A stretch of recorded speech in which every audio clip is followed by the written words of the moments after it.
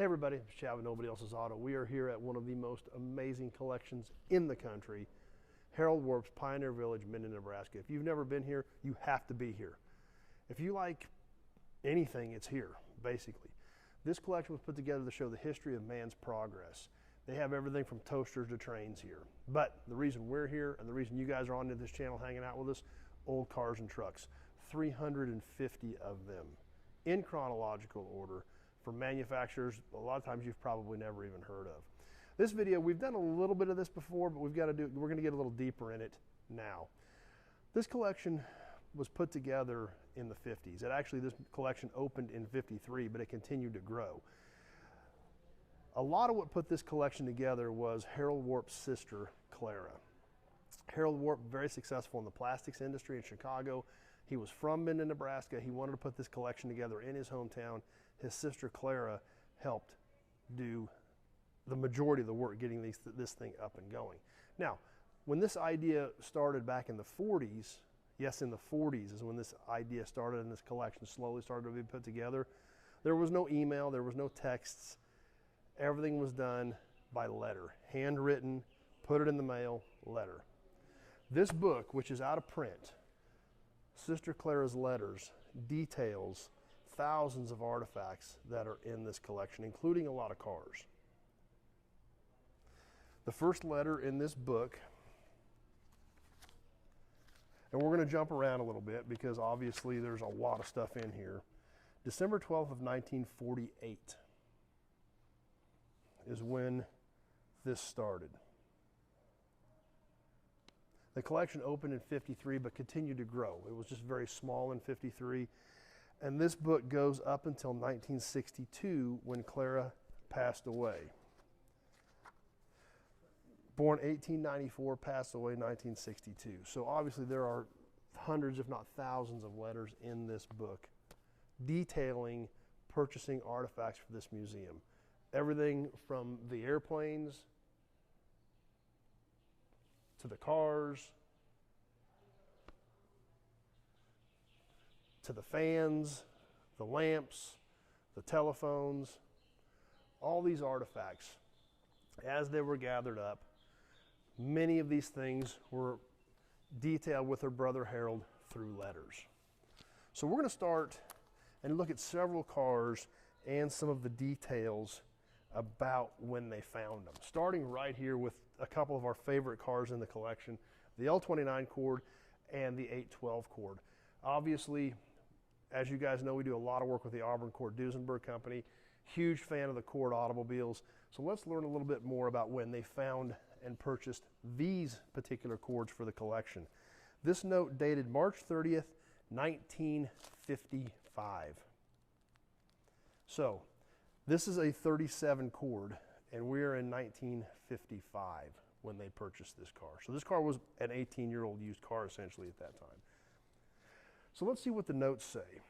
Regarding the 1929 Cord L29 automobile that I called about on Monday night, and you were not there. It is too much money, but it is all restored and looks like $1 million. So this Cord was restored in the early 50s. This front-wheel drive L29 was already restored in the 50s. I don't believe it will be possible to buy it for less than $900. It is the car that Miles Velharticki of Kensington, Kansas drove in the parade in Beloit a little less than a year ago when they had the horseless carriage meet. And he is incidentally the owner. He has been here several times, and I have spoken to him several times previous to our meeting last Monday. He has another 1937 Cord that has the headlights that fold into the fenders. It has no running boards, and of course it is a real dolled up affair. So this Cord deal, although they didn't purchase the cars on that day, March 30th of 1955, 70 years ago.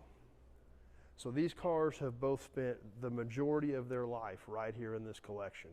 Now, and the other thing that we do know is this particular Cord, this 812, one of Harold Warp's favorite cars. Some of the people that have been around here for a long time, they specifically remember Harold Warp driving this car, enjoying this car. It was one of his favorite cars in the collection.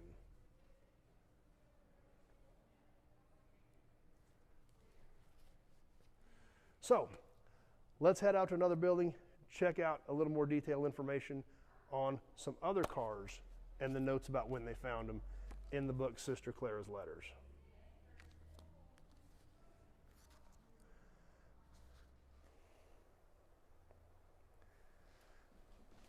Well, we stopped by the Pioneer Village gift shop, found us a new t-shirt, out checking out some more cars as detailed in Sister Clara's Letters. Now, we're standing in front of one of the most amazing cars here. This is a stunning car. I mean, they've got a ton of killer stuff here. This car is really magnificent.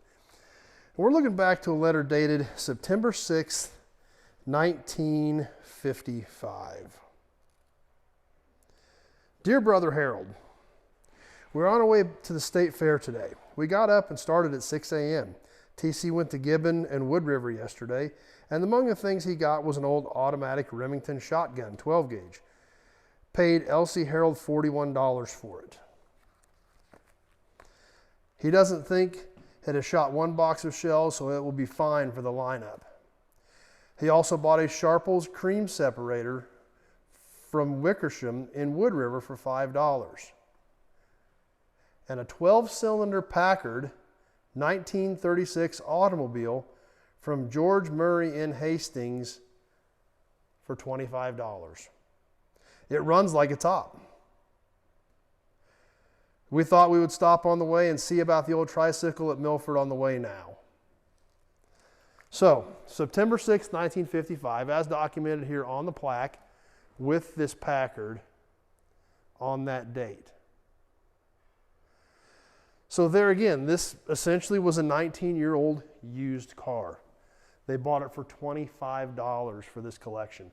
But that's what's so cool about this collection. That's when they were buying this stuff. They were buying this stuff before people really realized what it was. Harold Warp had the foresight to grab this stuff, put it in his collection, and preserve it for history. So this is essentially an original 12-cylinder Packard that was bought as a used car for $25 in 1955. And the magnitude, the scope of this car is crazy. When you step back and take this thing in, it's crazy to just take in this big, huge 12-cylinder Packard coupe and really see what it is. A really special, a really amazing car.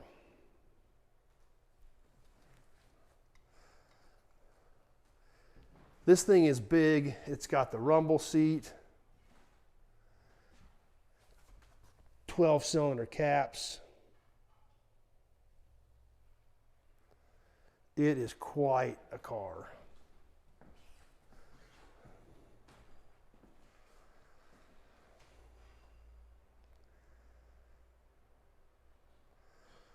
So anyway, I'm having fun doing this. I hope you guys are enjoying the stories behind some of these cars.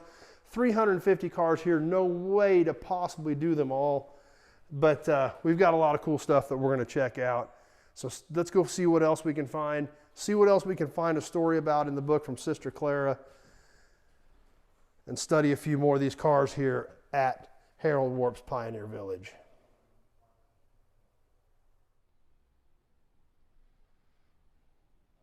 Well, even though we like to check out cars and trucks on here, one thing about Pioneer Village, they have a little bit of everything, including airplanes. And yes, we've got a little bit more to the story on this. The first U.S. jet airplane, the Bell P-59 from 1942, the first type jet airplane ever made in the United States. So, let's go back to our book and find out a little bit more about it. In correspondence with Harold Warp from his sister and his brother-in-law, regarding the Bell P-59 jet airplane you got at Purdue University at Lafayette, Indiana for a sealed bid of $200. I'm positive we can haul it on our truck without any trouble. So, this was bought on a sealed bid in 1956 from Purdue University in Lafayette, Indiana for a sealed bid of $200. Looks like a pretty good deal to me. It's a pretty unique piece for $200, to say the least. They did truck it back here. They did have to have some help. That's one great thing about this book, is they actually have some pictures. In fact, they've got a picture of the fuselage in the back of a truck. The wings, pretty interesting. The first U.S. jet airplane, these were not very successful. They never really went into production. So when this was sold in 1956, it was basically sold for scrap. But the fact that Harold Warp had the foresight to grab these pieces of history, bring them here to Minden, Nebraska, put them on display, and here we are 70 years later, and we still get to come in here, read about this, visually see it, the actual jet here in person. That's what makes this place so special. I don't know if there's another one of these in existence. This was kind of a prototype, some of the first experiments with jets. Yet here it is on display where you can come by and see it in person, literally walk right underneath it. You can see the entire scope, the magnitude, everything, because this is the real deal. This is the jet they bought in 1956 and brought here and put on display. So, are we having fun yet? Lots more cool stuff in this book. Let's go check out a few more things.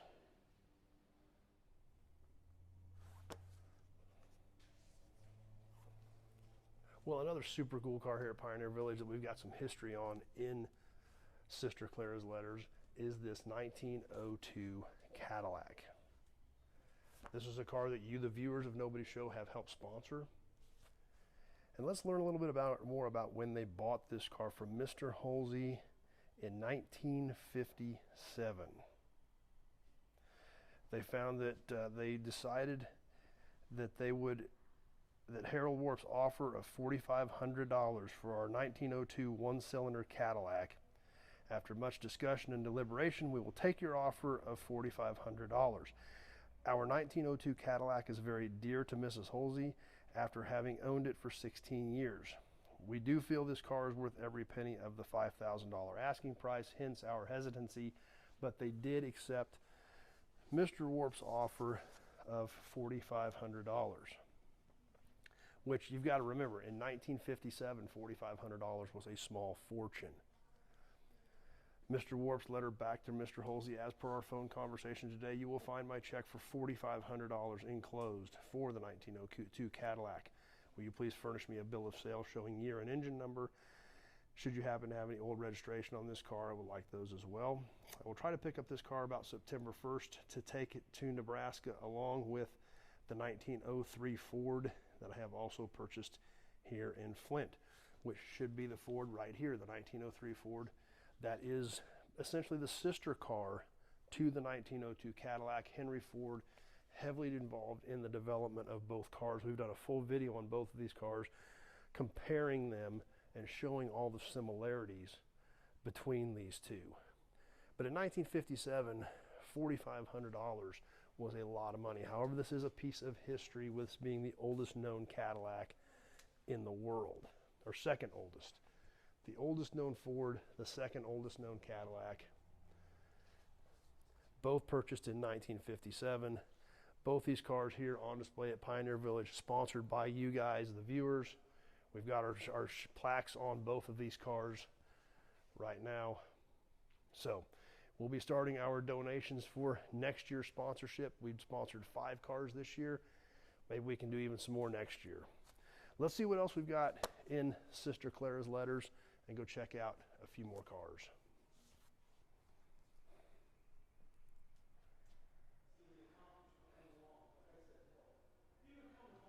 Another piece of history here at Harold Warp's Pioneer Village in Minden, Nebraska, the 1905 Buick Model C. The Buick Motor Car Company started in 1903. This is the oldest known Buick to exist, a 1905. So we just saw the second oldest Cadillac, the oldest Ford, and now we're looking at the oldest Buick known to exist. These cars are not at GM. That Ford is not in Dearborn. These cars are here in Minden, Nebraska at Pioneer Village. All three of these car stories intertwined because Mr. Warp actually managed to locate and purchase all three of these cars right in the same time frame, which is kind of crazy to think about. This all happened in 1957. In fact, the letters between Clara and her brother Harold intertwine the stories of the Cadillac, the Ford, and the Buick all together. In fact, this letter from September of 1957 states that they're getting ready to go to California to get this exact 1905 Buick. The letter also states, we understand that the 1903 Ford that you bought from Mr. Shaft in Flint for $3,900 will come out here from Pontiac, Michigan, and they'll have a guy getting it ready to put it on display.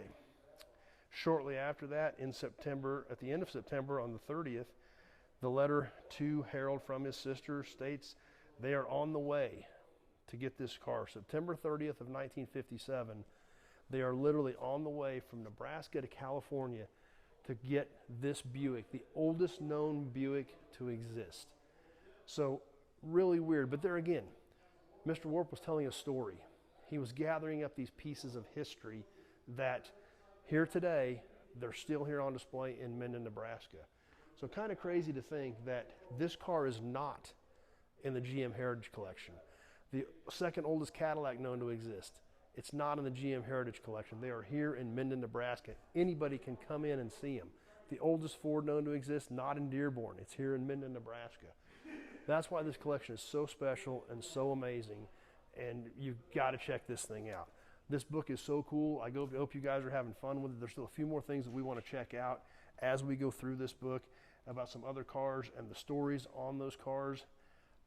Let's go find a few more interesting things to check out.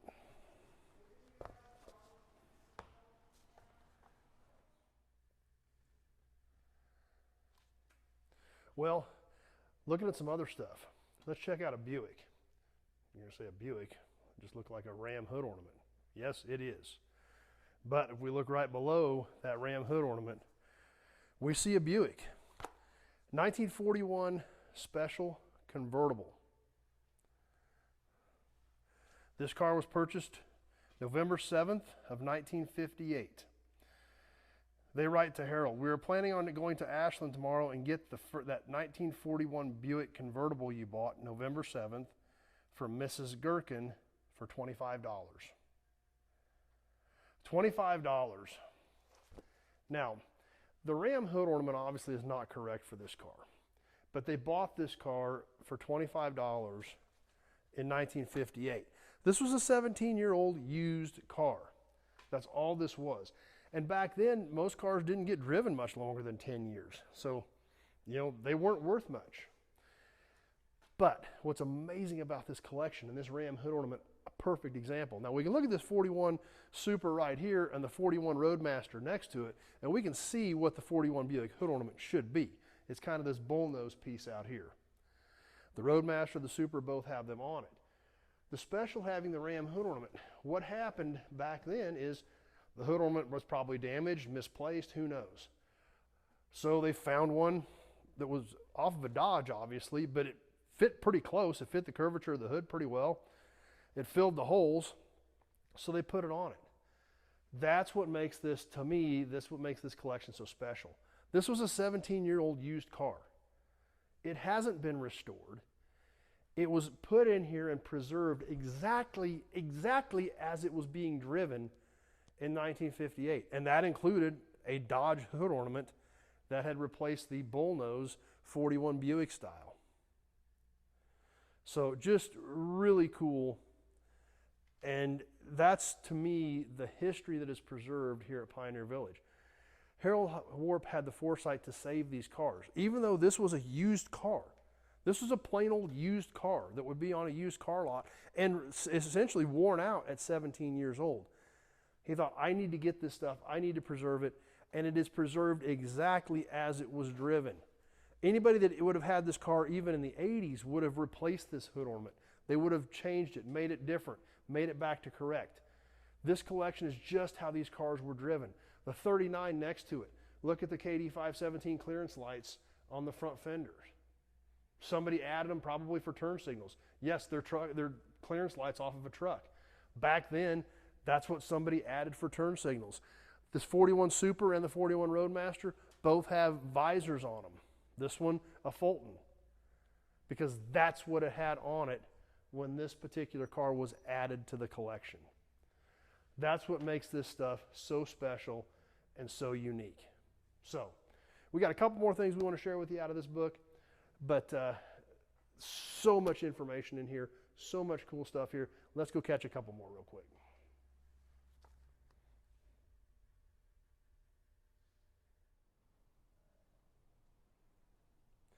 Well, we hope you've enjoyed the time we've spent with Sister Clara's letters. We got to check out one more car, this 1909 EMF. September of 1962. They bought this car along with a 1911 Buick from a Mr. Hoffman in Chicago Heights, Illinois. They paid a lot of money for these cars in 1962, $2,725 for this 1909 EMF and a 1911 Buick, also part of this collection. But an EMF is not a very common car. And you've got to remember, in the 60s, this was what was known as a classic car. This is what was being restored. This car was 60 years old at that time. If we look back now from where we are in the 2020s, you're looking at cars compared to cars from the 60s, which we know today are very popular. So this was a desirable classic car at that time. 1909, not a very common car. And you know, and these cars had so much wood and material in them that a lot of these cars didn't survive.